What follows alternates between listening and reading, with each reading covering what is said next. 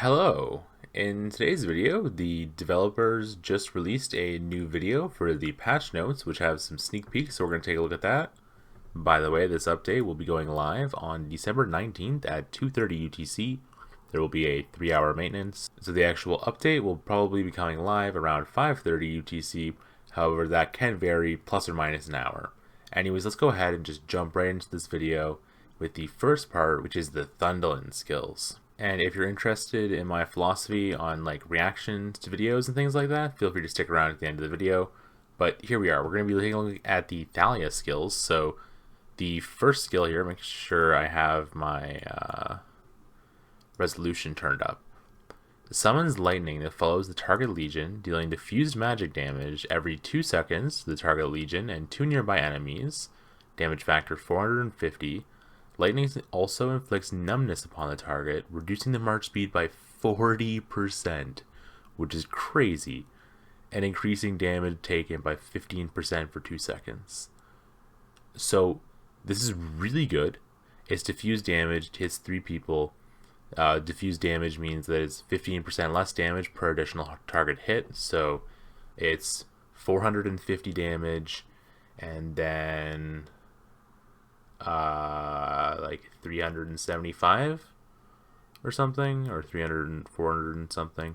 I can't do math. I'm very tired. I was about to go to sleep before this dropped. Anyways, it's a pretty good amount of damage, especially with this chain effect. Now, the only problem here is that it doesn't say how long this skill lasts for. If I had to guess, I think it probably lasts for 6 seconds. I think that would be reasonable. It might only last for 4 seconds. But yeah, I mean, if it casts every 2 seconds, that would be ridiculous, right? So we'll have to see how exactly this works, but I'm really looking forward to seeing this hero in game. Now let's move on to their second skill. Each time their hero skills inflict a debuff upon an enemy, the hero's legion has a 40% chance, which is pretty high, to gain healing. Healing factor 120, and vigor 30% HP buff for 3 seconds. This effect can be triggered up to 1 time per second. That's massive. This is almost 100% uptime on vigor, which is crazy.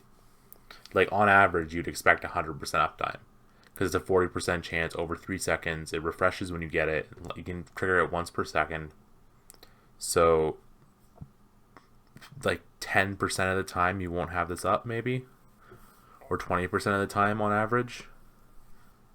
Just like with, some normal fluctuations in RNG. This is crazy. And then the healing factor as well. They're definitely moving towards, or at least with this generation of heroes, they're doing the healing thing. Because people realize, like, hey, we love Magrat. Magrat's so good. I'm glad that the mage has this healing factor. It'll be interesting to see how this actually works in the field. Once you have these marchers that just heal forever. But it's good to see at least. So let's skip ahead a little bit. Oh, we missed the third skill. Okay. Oh. There we go. Alright. Prayer of Lucia. So magic legions led by this hero deal 30% more damage and provide 20% more shields and healing. Okay. So the increases here are pretty standard. 30% more damage dealt is crazy. And 20% more shields and healing as well. That's a lot of buffs. These skills are really crazy. It makes me kind of concerned about like how high the stat buffs are going to be on G4 heroes. If we're already at like these, this is 70% of stats from a single skill? That's crazy. Okay, so let's get to the fourth skill. Each time Summon Lightning deals damage to a target while in the field, it has a 30% chance to deal additional magic damage to the target or a random enemy legion near the target. Damage factor 450. When it's maxed, obviously. So, again, I think that this... Well, actually, no, this doesn't have anything to do with the first skill. As someone else pointed out, this is basically the same as the Lilia Scorch. So, yeah, anytime the lightning damage deals damage to the target while in the field, yes, there's a 30% chance, so slightly less than a third of the time, you'll get an extra 450 damage proc. Just a nice little buff. This is like what, maybe like a 20% of the active skill or something like that on average. This is really cool. And I wonder if the way that it is reading, if it will have a chance of triggering when the lightning like bounces around. Because that would be pretty crazy. Like if the lightning bounces, oops, wrong skill. If the lightning bounces around and then it has a chance of triggering the 30%, we'll have to test this and see how it actually works. And I feel like there's like some sort of translation error here or something as well, so it might not be 100% accurate. Definitely will be able to clarify that with support once it's actually in game, but it's pretty awesome. And then we have the awakening skill here as well. And this awakening skill isn't crazy. It increases the damage factor from 450 to 500. So overall, if you get 3 targets, you're looking at an increased damage factor of like 115 or 110 or 120, something like that. So it's nothing too crazy, but this all depends, of course, on like how this chaining works, which we'll have to see how that works. What if we take a look at this hero? Let's see. I guess you'd probably want a 5551, right? What was the 4th skill? Yeah, maybe you would want a 5551. This skill is honestly pretty good too, but I think you want that 3rd skill max because of the 30% damage dealt and 20% healing, which are both insane. And Thalia is probably going to be giving shields, so that'll probably synergize well together, and that's why there's the shield bonus. And then, yeah, you of course want the forbidden healing. So yeah, if you're like low spend, free to play, you maybe 5551 Thundelyn. And maybe you pair her with Thea, because Thea will give you the shielding, and then that'll give you that buff for the 3rd skill. Yeah, so unfortunately, there are no talents for Thalia. This just wasn't included in the video. It is what it is. Yes, the audio, by the way, is intentionally muted from the video. So now let's go ahead and move on to the Thunder Elegy. Deals diffused magic damage, damage factor 750, every second up to 5 enemy legions in a designated circle and inflicts silence. Cannot cast rage skills for 5 seconds. Legions affected by this skill cannot leave the circle. So the circle isn't like crazy small, but it's also like it's still restrictive. Let's go back here. It's gonna cast the artifact. It looks like it's a bit bigger than the Tear of Arbon template. Yeah, it's a little bit bigger than a Tear of Arbon template for sure. The edges aren't super well defined as well. It looked like that Darkling was moving out of the circle too, so maybe it doesn't work perfectly. Anyways, it's a cool artifact. I don't know if I'll go for it. I'm not 100% sure. We'll have to see. Maybe let me know down below if you think that I should go for it. Oh, let's read the effect of the numbness right there. Right before the screen goes away. Whenever they inflict numbness upon an enemy legion, the wielder gains resistance. Damage taken minus 10%. Ooh. That's really good. Is this a level 5 artifact? Does it say if... Oh, it is a level 5. Yeah, it did say there. Just briefly. So, I'll have to see what the damage factor, how many enemy legions are silenced, and what the resistance is at a level 1 artifact. Because realistically, that's all I'm going to be able to get as a free-to-play. So if it's like 2% damage resistance or something, then I don't care. It's also a 1.5% artifact, right? So maybe I want to skip 1.5 and just wait for the 2% artifact from Generation 4. Anyways, now we get to look at the Seraphic Faedrake, which is probably going to be pretty cool. So I want to start by pointing out that these recommended skills here are probably completely wrong. I don't think that you would want Intense Follow-Up, or Elemental Harmony, or Outbursts of Rage. or magic spirits, or magic fortune. Really, I don't think you want any of those 5. We'll have to see once this pet's actually in game, because we didn't get a complete definition of the skill, but let's take a look at it at least. It is a rage skill, so maybe you want a burst of rage. Anyways, deals magic damage and heals both the Legion and whichever nearby friendly Legion has the lowest number of units remaining. Damage factor 21, healing factor 36. Both are determined by intelligence. So unfortunately, you're not going to be able to use Magic Pulse on this pet, because you still have the follow-up and the skill augmenting thing that hard blocks you to those 3 intelligence skills. Each time an innate skill inflicts a buff or debuff, your war pet gains 1 stack of Entreaty, max 4 stacks, which is removed when your war pet skill cycle is used, probably. And there's probably something about like how the stacks amplify your damage and healing, but we're gonna have to wait until the update comes out in order to see exactly how that works. Now, if we take a look at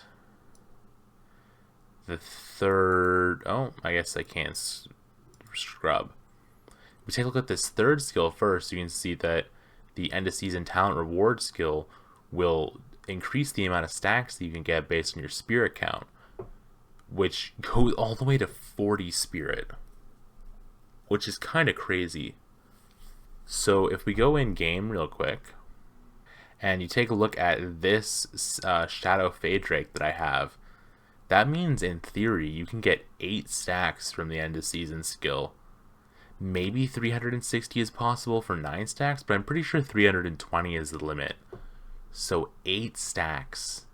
So you could have 14 of those stacks. If we go back to the video real quick, you could have 12 of those entreaty stacks for your main talent, which I assume that the amount of stacks that you have when you use the rage skill affects the amount of damage you deal in healing factor you receive. If so, that'll be crazy, and I'm looking forward to playing around with this pet for sure. And then we also have the skill that you buy. This increases the damage by 4.32, 7.2, 12, and 20%. I want to check in game real quick. And what I want to do is I just want to see how this compares to other talents. So if I were to go into the... I keep doing the wrong thing. So what we want to do when you're looking for information about the game, you go to Tales, then you go to Codex. And then for this, we want to go to Creatures. Then we want to go to Beasts. And then go to the beast that we want. Let's go to the Shadow Faedrake. And then go to War Pets. So this one here... Okay, it's the exact same. Is it the same for other things as well? No, it's not the same here. But it's the exact same stat values as the Shadow Faedrake's talent buff. So that makes sense. Okay. And yeah, we'll have to see. But like, for example, the spirit here, it requires 75 spirit per thing. The other one was 40? That's crazy. I don't know how I feel about that. That's so many stacks. I don't think you understand how insane 8 stacks from spirit skill would be. Which is also good, right? Because, for example, if I have a 243 spirit pet like I have here, I would get 6 stacks. If I have 280, I would get 7 stacks. 320 is 8, which is going to be super unlikely. So you don't get super punished. Whereas with the Sapphire Faedrake, you need to have 155 for 1 stack or 310 for 2 stacks, which is just brutal. Because if you don't have the max spirit pretty much at 310, then you don't really get the value from the end of season skill that you would otherwise get, which you kind of need in order to justify purchasing the skill. Anyways, I'm looking forward to the pet. So now let's go ahead and jump back into the patch notes video. There's a couple more interesting things that are still in there. So let's go ahead and take a look at the chapters for this video. If we go ahead and go into the default view, so we can see that we have the overview for the season, which is nice. What I want to take a look at is the fellowship system, which they did tease once again. Here we are. There's some other things there too. So here's the fellowship system. Share heroes, share artifacts, buy merit items for fellowship members. That's awesome. So if one of your players or some of your players in your kingdoms are struggling with buying things, or they have, like 10 million overflow merits at the end, they can buy things from your merit shop for you. That's pretty cool. And teleport legions to your allies' side. That's a cool little symbol. Okay, let's see what happens next. Oh, there was a little bit of... let me make the recording slower. Okay, 0.25. See if we can catch that name there. I think it was just a placeholder, right? Very cool announcement. Okay, yeah, just a placeholder. We can go back to normal speed. Okay, lend hero, lend artifact. Yes, so each person in the fellowship can only do one of each, which makes sense. Okay, only one of each hero artifact can be shared. When a hero is shared, neither the borrower nor the lender can level them up, upgrade their star rating, change their talents, or send them gifts. Oops, I accidentally unpaused. Okay, so when you put a hero or a artifact into there, it's like locked as is when you put it in. When an artifact is shared, neither the borrower nor the lender can level it up. Wait, what? Oh, this is for the artifact, now it's for the hero. Okay. You cannot return to your home realm when you have borrowed or lent heroes or artifacts. Makes sense. Lenders. Lenders can only lend one hero, one artifact at a time. Okay, very repetitive. Lenders cannot use their lent heroes or artifacts except in instance gameplay. Okay, so you can lend any hero you want, but while it's being lent, you can't use it. Lenders can instantly recall heroes or artifacts that have not been borrowed. If a hero or artifact has been borrowed, selecting recall will recall the hero or artifact 1 hour later. Okay. See, there's like a cooldown. So if you're going to go to sleep for like 6 hours or 8 hours, then you can put like your one really good hero in there. If not, you would just have it like be a secondary hero that you're not planning on using. Okay. Borrowers. Oh, I need to catch that. Okay. Borrowers. Borrowers can borrow one hero, one artifact at a time, and cannot borrow heroes or artifacts that they already own. Cannot. That's interesting. Okay. Oh, that's really bad. For like everyone that's not free to play, that's terrible. Because even if your hero's not good, you're probably going to have them unlocked. I don't like that at all. So for me, I like can't borrow any relevant artifacts. Because I have them all level 1. I guess I can borrow someone's Thunder Elegy if they want to give it to me. Or like a Gilded Crossbow or something. That's weird. Okay, borrowers can use heroes and artifacts in the city or in city garrisons, but not in instance gameplay modes.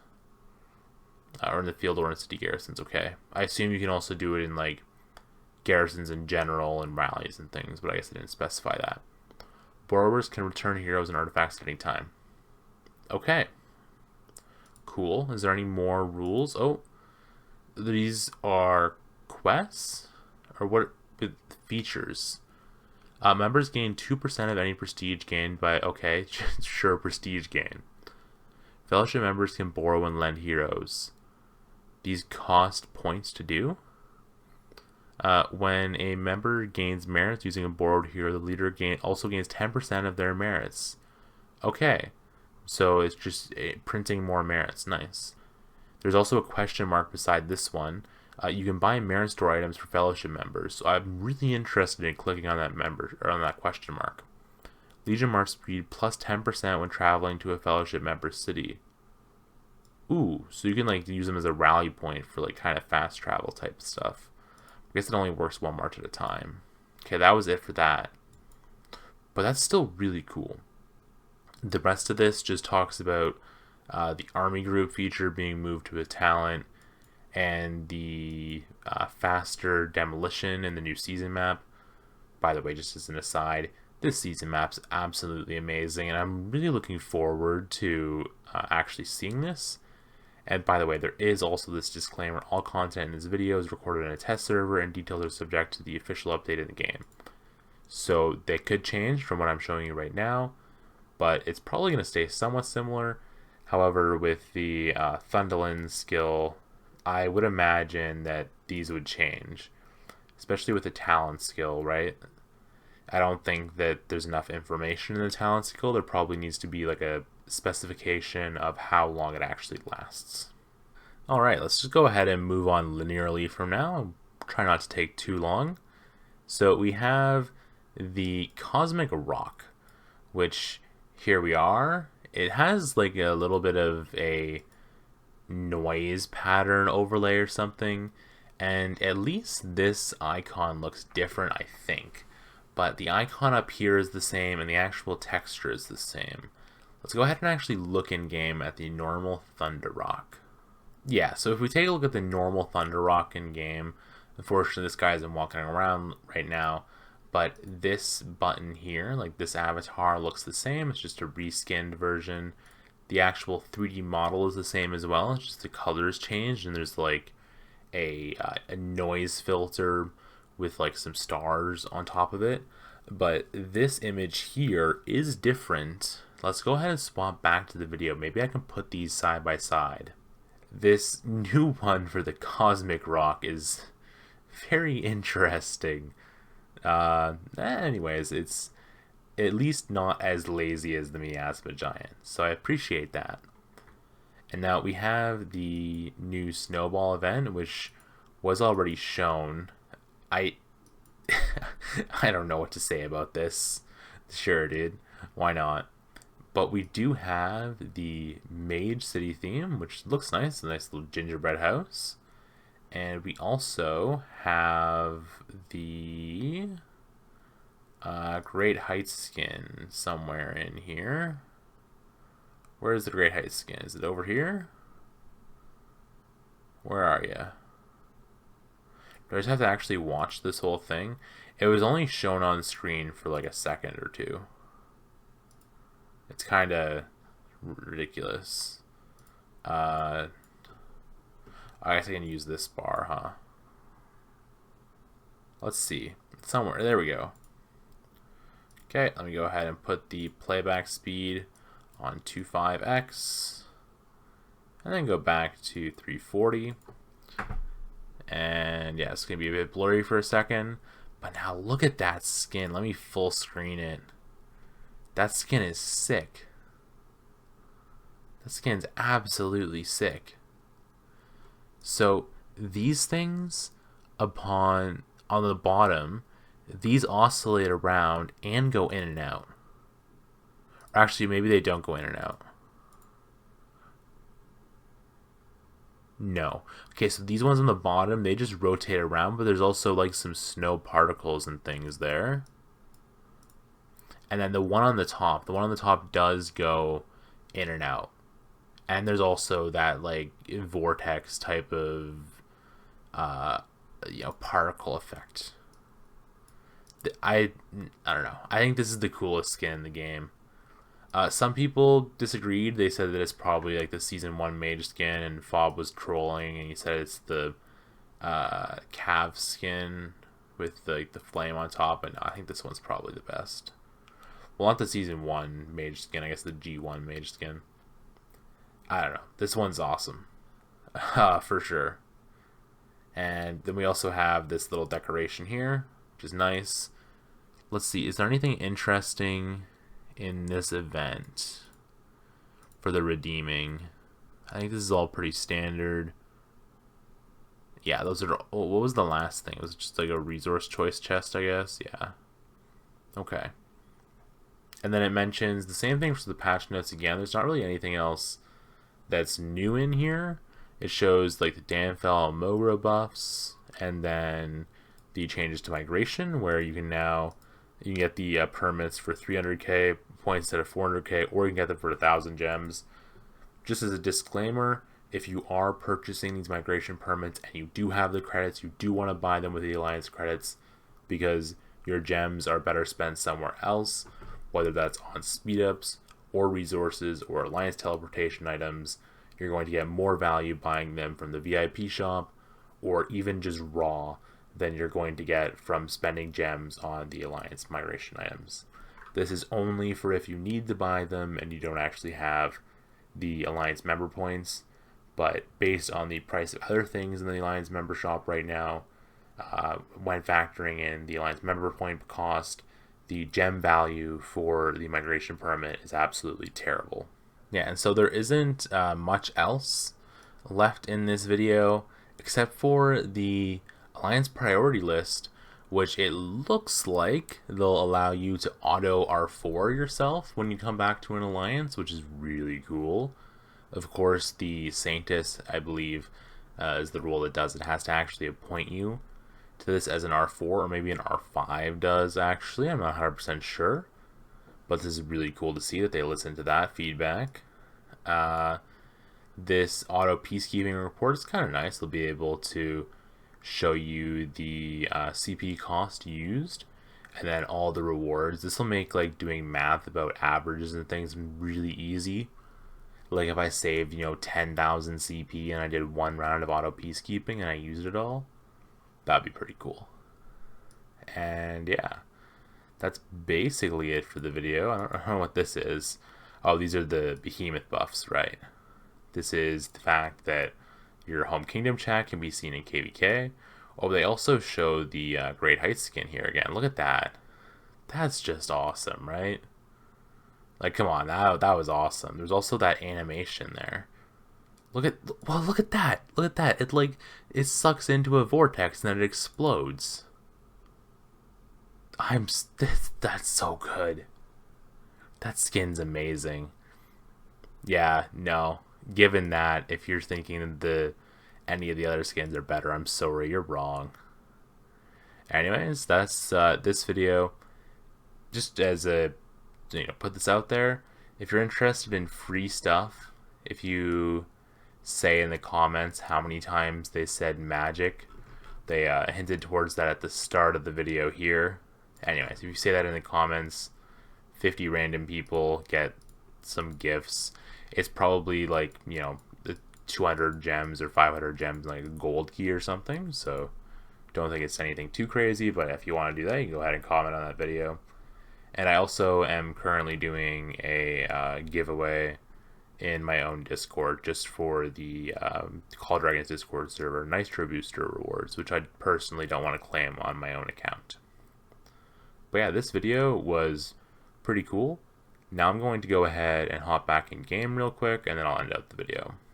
Alright, so that's it for that little review, reaction, what you will, of the patch notes video. There was pretty cool information in there. Maybe some inaccuracies with the Thundelyn description, and unfortunately it looks like they forgot to give us the Thalia description, but we will be able to see that in less than 24 hours from the emoji menu. Normally how we do that is we go in here, and then when you click on these heroes, it well, I think if you click on the heroes you don't have unlocked, yeah, it'll take you to them, and I think that is how you are able to see the skills. I don't know, I'm not exactly sure, I haven't actually done that before, but we should be able to see Thalia's skills tomorrow either way. And worst case scenario, we have to wait like a week. What I'm most excited for is seeing how the Seraphic Faedrake works. So I'm in a weird situation where I almost have my Sand Lizard up to 3 stars. I have a bunch of 0 stars that I still need to release. I have 3 2 stars and 3 1 stars, so I'm about like 500 points away, I want to say, from getting my 3-star Sand Lizard. So this is kind of perfect timing to start working on a Seraphic Faedrake. So I'll probably be using the Sand Lizard on my Magrat with mages, And then I will be using the Seraphic Faedrake on my Thundelyn and Thalia. Or maybe like a Thalia Thea, or, well, I don't know. We'll just have to wait and see. But those marches will probably be meant to be paired together. I'll just wait and see how it actually works, but yeah, that's probably how it's gonna go. So if you are interested in seeing more videos like this in the future from me, where I am reacting to the developers' official videos, do let me know down below. I believe that in order to have a good reaction video, you have to watch the video several times by yourself first, figure out what in the video you actually want to talk about, and then skip around in the video and not just play the video in its entirety. If you disagree and you don't think that this format of video made sense, where I was skipping around, you can also feel free to let me know down below. I just think that that's probably a better way of reacting to a video. This way, if you are interested in watching the video that the person is reacting to, you would have to go and actually watch the video yourself, therefore giving the person that actually made the video the view. In this case, it's the official game developers, so it doesn't matter as much. But for example, if it was another content creator's video, then encouraging you to go and watch that person's video, if you are interested, would make more sense. But yeah, that little spiel out of the side, this update looks like it's going to be amazing. I'm a little bit upset that I'm going to be in KVK for a little while longer. We have 5.5 more days left of our KVK, and then I guess like 3 or 4 weeks of Home Kingdom. So like January 15th, maybe something like that, we go into KVK. I don't know. I can't wait to get my hands on the new mages. I'll be looking forward to seeing how the G1 players react. And yeah, I'll probably be making some videos on like my you know, like million power farm account or whatever I have access to in a kingdom that gets the mages first, because I'm just really excited. Anyways, if you're interested in watching those videos when I make them, make sure to, well, like this video if you liked it, subscribe for those videos. Thanks for watching, and have a great rest of your day.